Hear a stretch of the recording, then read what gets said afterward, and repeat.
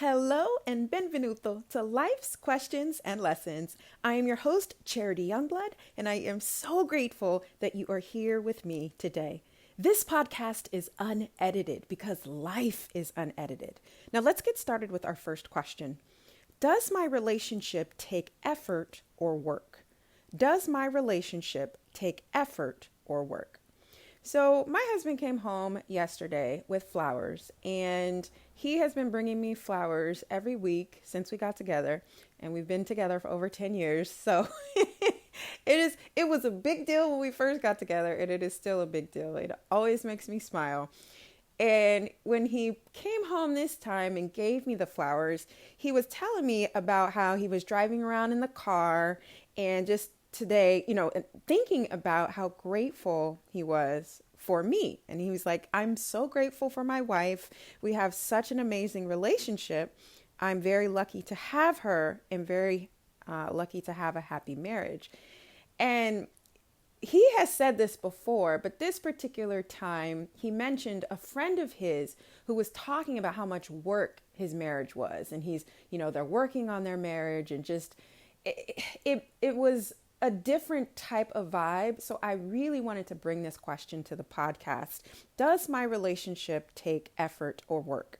So for me, I actually don't like to associate any of my relationships, especially my marriage, with the word work, because work doesn't elicit any positive feelings for me. Like, I don't associate work with excitement and joy and fun and fulfillment and any of those. So it's a personal preference, but I wouldn't use the word work. I would use effort, because if you really think about it, effort is something that is a part of our human existence. Everything takes effort. It takes effort to breathe, to eat, to think, to talk. We might not think about the effort that those things take, right?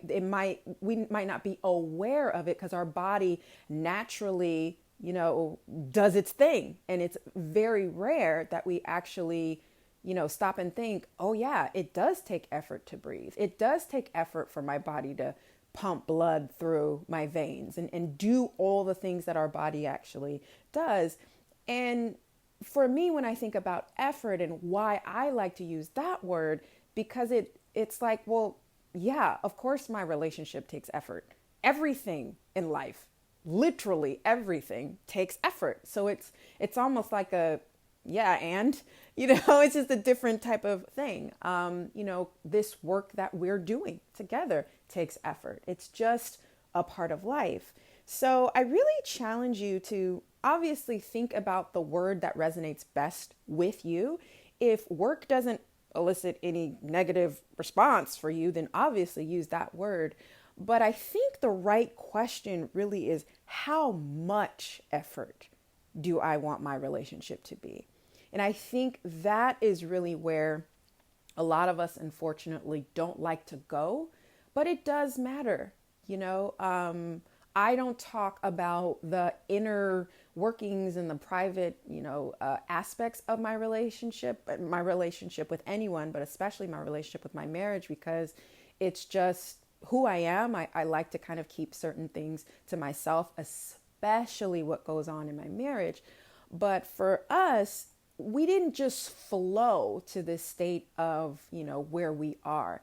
I really have to work on myself as an individual every single day. I have to stop and think what's important for me, what makes me happy. And Joshua had to do that for himself every day, right? And then together, we're able to really come together and make our relationship, what it's become. And I'm fine with the effort it takes, because again, it's just such a non-factor. It's like, of course it takes effort. You can't just flow through life and have this awesome, amazing life that I have. I'll tell you right now, with my relationships and the way that I feel about myself, my self-confidence and my, the things that I actually have created and been blessed with in my life, it didn't just happen. It does take effort. So I really do challenge you to explore these questions in whatever way works best for you. And especially with this question, give yourself a little grace. If you are in a relationship that you feel does take too much effort, start digging into that very gently and very carefully and see what insights come up.